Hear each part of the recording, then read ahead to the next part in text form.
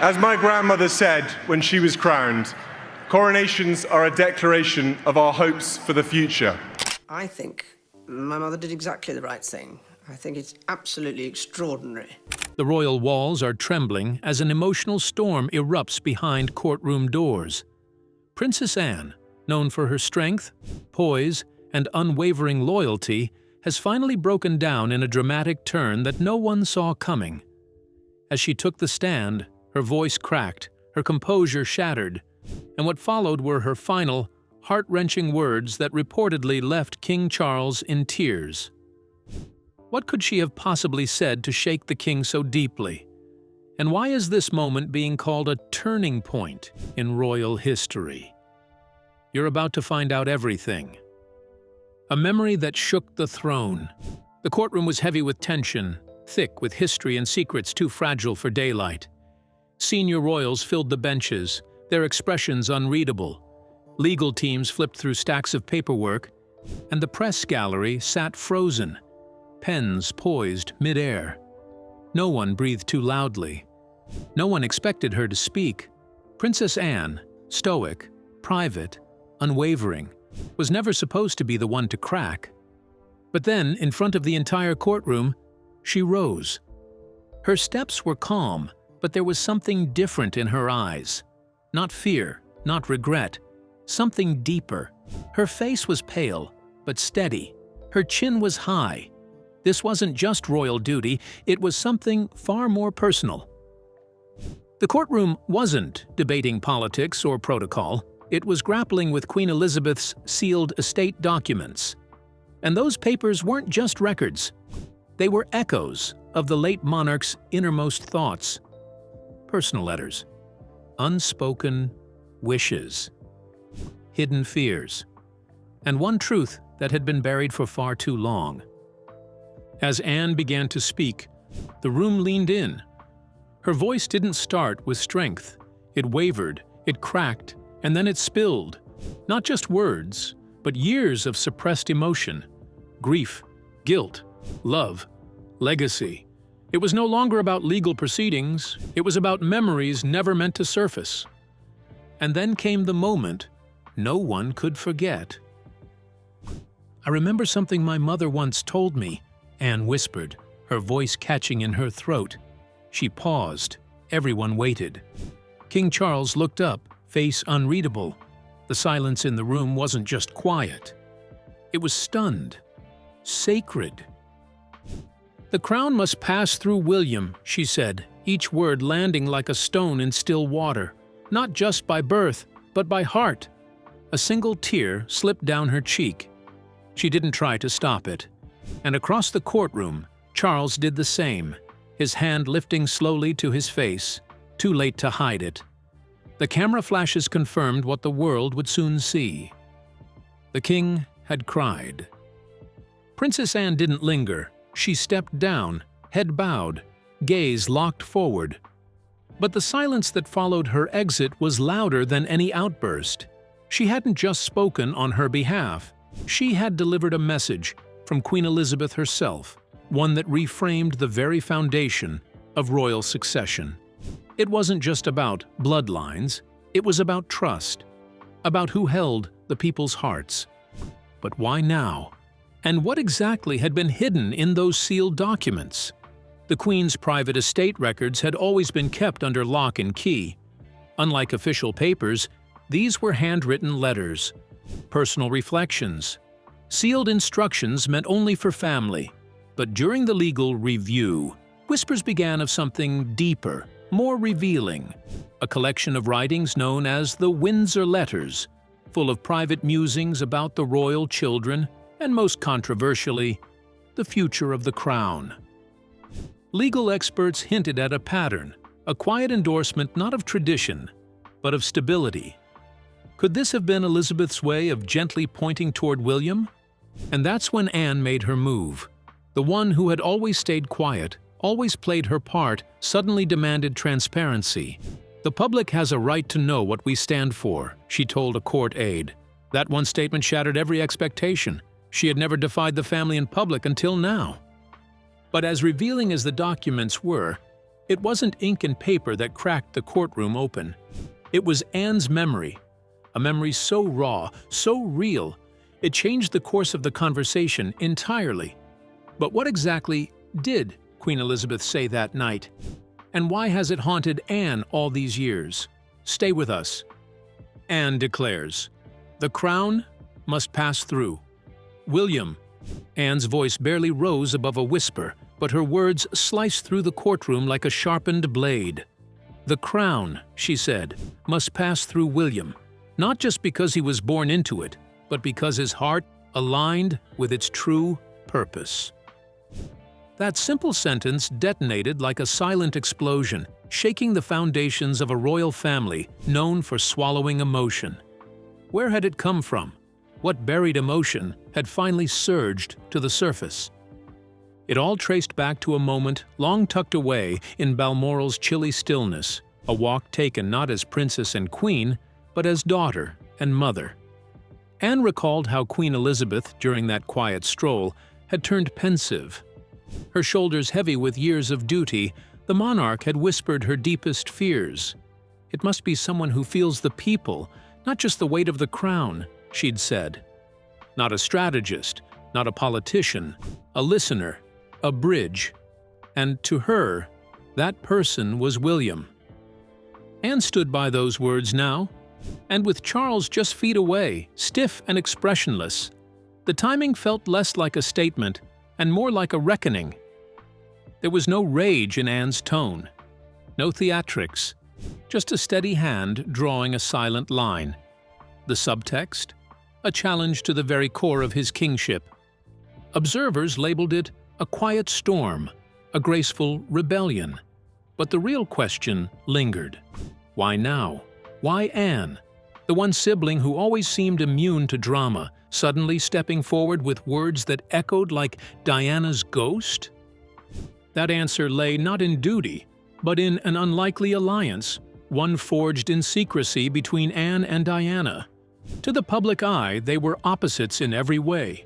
Anne, stoic and reserved, is practically allergic to publicity. Diana, emotional and radiant, the very soul of media magnetism. But beneath their differences was a connection rooted in something deeper than royal titles. Shared pain. "People thought we clashed," Anne once told a close confidant.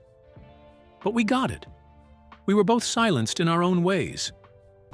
Anne watched how the system devoured Diana, how her vulnerability was framed as weakness, and it disturbed her. While Anne never spoke to cameras, she reached out in ways that mattered. Phone calls when the press tore Diana apart, quiet support during Windsor standoffs, even defending her behind palace walls when tempers flared and alliances cracked. When Diana's life ended, Anne's grief took a silent form. A bracelet, gifted in friendship, was worn discreetly beneath her sleeve at royal events, a hidden vow that had lasted decades. So when Anne rose in court to reaffirm Queen Elizabeth's hope for William, she wasn't just upholding a monarch's dying wish, she was answering a promise made to Diana, a future monarchy grounded in empathy, not just in image. And if any doubt remained about where Anne's loyalty truly lay, that day erased it. Yet this bold stand did more than stir echoes of Diana's legacy. It peeled back the curtain on a lifetime of unspoken tension with her brother, the fractured sibling dynamic between Anne and Charles. So what hidden resentments have simmered between them for years? And why might they be boiling over now? Stay tuned. Princess Anne breaks the royal code, a silent rift exposed. They were born under the same golden roof, raised in the same royal rooms, taught by the same nannies, and expected to uphold the same family name. But Princess Anne and King Charles have never truly walked side by side. Their lives ran parallel, close in responsibility, yet distant in connection. From the outside, they looked united. Inside palace walls, though, a quiet but powerful divide had been growing for decades. Charles was the dreamer, always looking to modernize the crown, finding comfort in philosophy, art, and deep conversations. Anne, on the other hand, was a force of action. No speeches, no spectacle, just relentless work. As children, they were often in the same room, but rarely together. Charles buried himself in books. Anne found solace in horses and routine. Royal duty gave them structure, but never intimacy. And as they grew older, those early differences only widened. Charles leaned heavily on Camilla, emotionally and politically. Anne remained a silent observer, loyal, watchful, but never drawn in. Through all this, Queen Elizabeth played referee. She smoothed over arguments, found compromises, and made sure duty didn't unravel into discord. But now, the Queen is gone, and with her, the fragile peace she held together.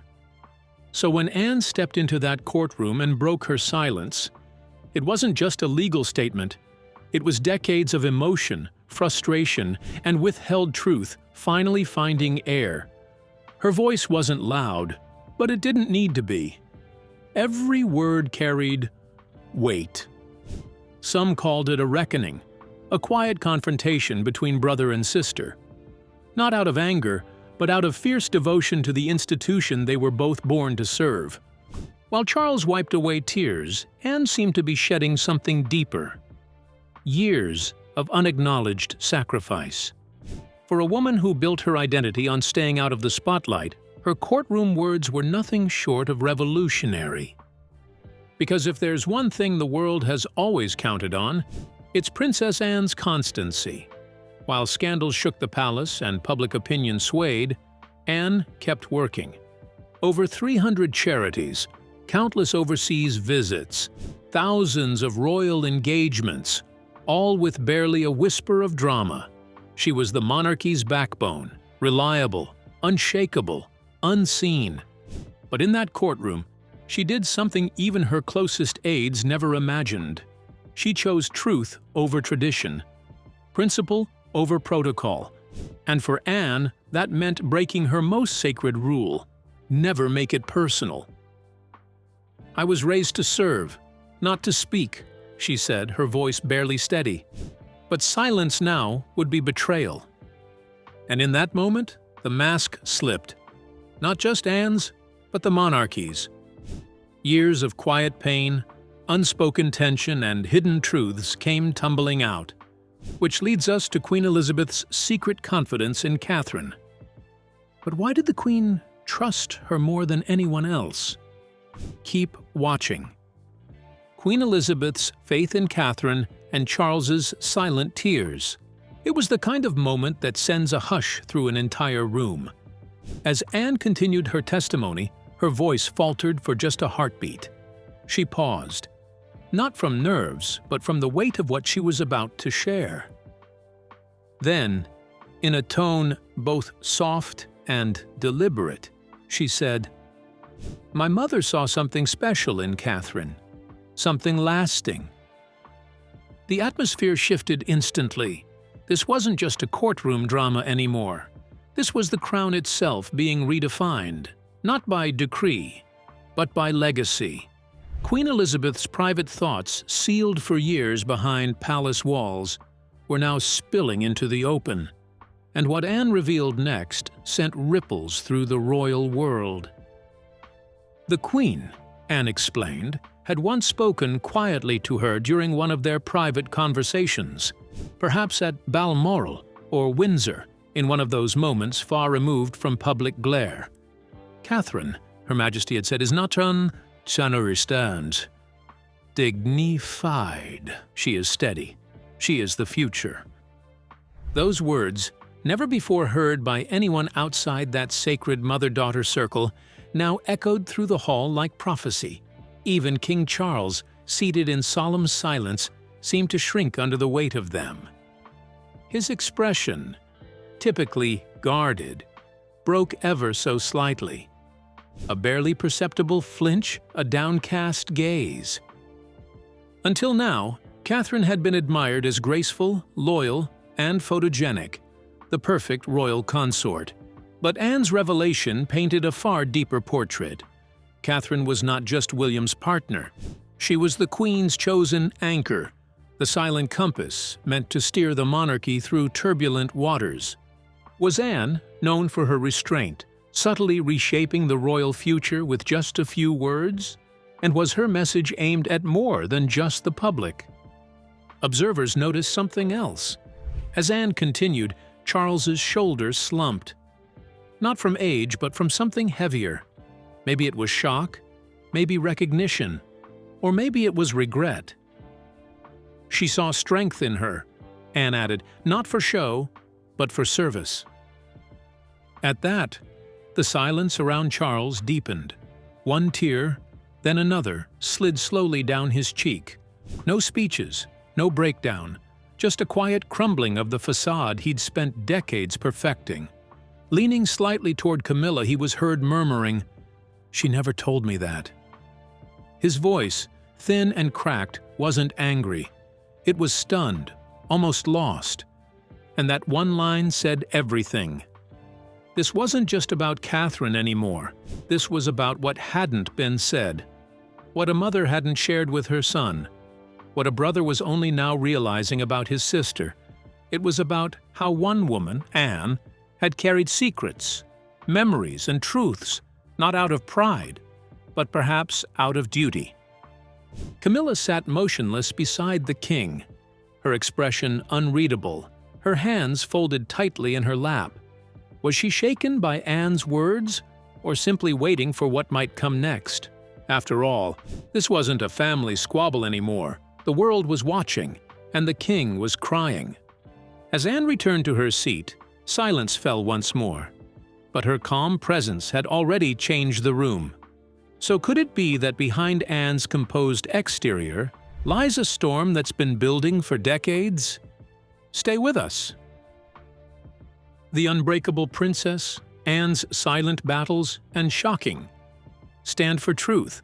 To truly understand Princess Anne's strength, you have to forget the gowns, the glittering medals, and royal titles, and go back to a little girl learning not how to cry, but how to stand still. Anne was just 18 months old when her mother became queen. Childhood play was replaced with public appearances, and while other children clung to teddy bears, Anne was learning how to wave at strangers and hold her posture. Her earliest lesson? Emotions were to be managed, hidden, or sacrificed for duty. She and Charles were raised side by side, but emotionally, they lived on opposite shores. Charles buried himself in books and philosophy. Anne found comfort in horses and hard work. While Charles often spoke of reform and legacy, Anne remained silent, embodying the role of the monarchy's unshakable soldier. But that silence? It came at a cost. Anne was expected to be flawless, never rattled, never raw. And for decades she was.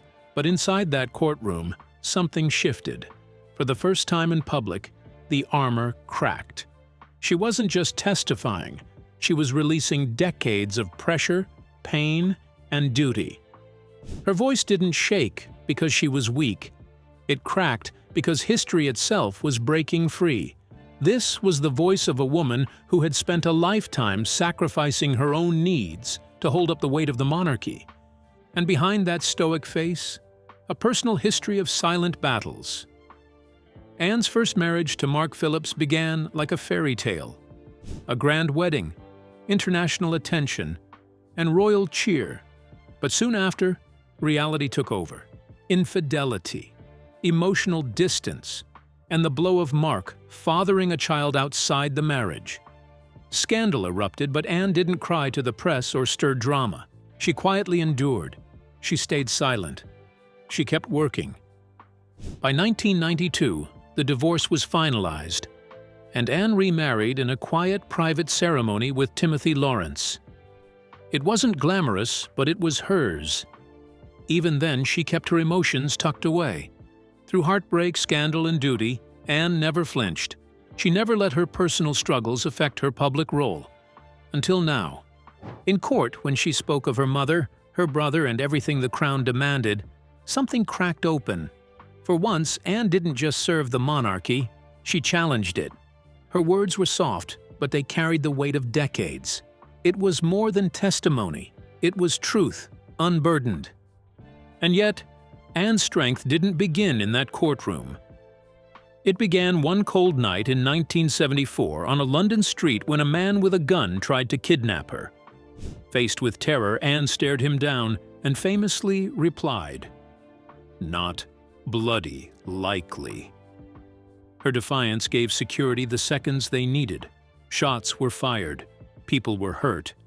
But Anne stood strong then, and now. And as the courtroom echoes faded, Anne's gaze didn't linger on the past. It turned towards someone else entirely. Catherine.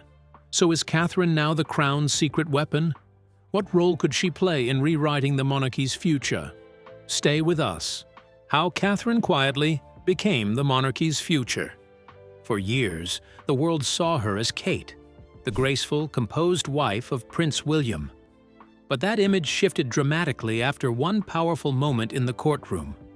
It was Princess Anne's words, measured yet deeply moving, that changed everything.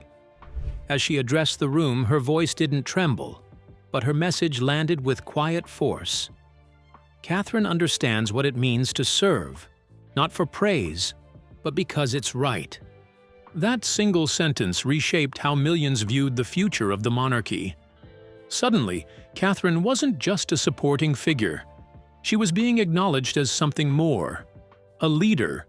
In a family often overshadowed by scandal, gossip, and relentless press coverage, Catherine had done something rare. She stayed the course. She didn't seek attention, yet she never lost it. She didn't chase power, but power, in its truest form, found her. Queen Elizabeth had seen it long before the world did.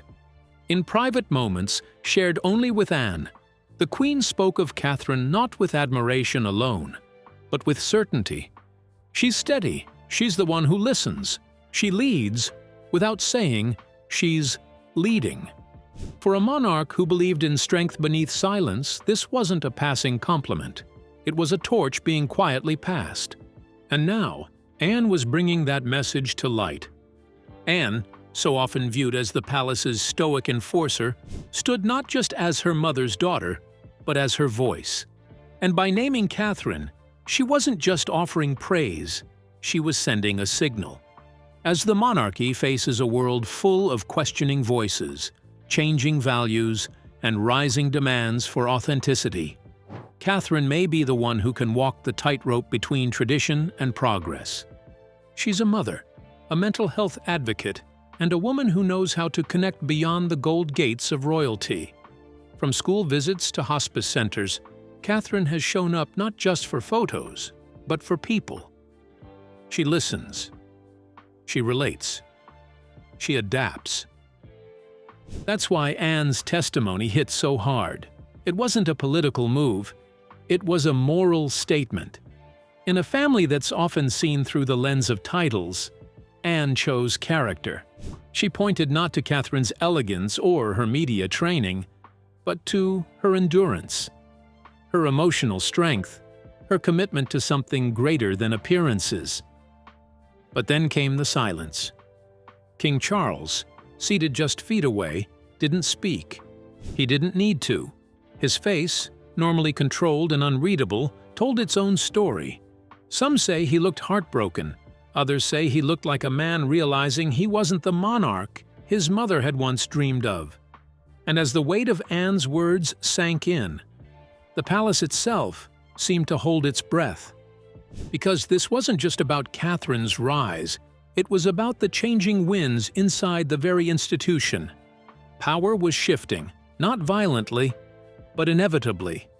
And in the center of it all stands Catherine, not just respected, not just admired, but chosen by a queen, affirmed by a princess, and now embraced by a public who sees in her something rare, grace without ambition, strength without noise.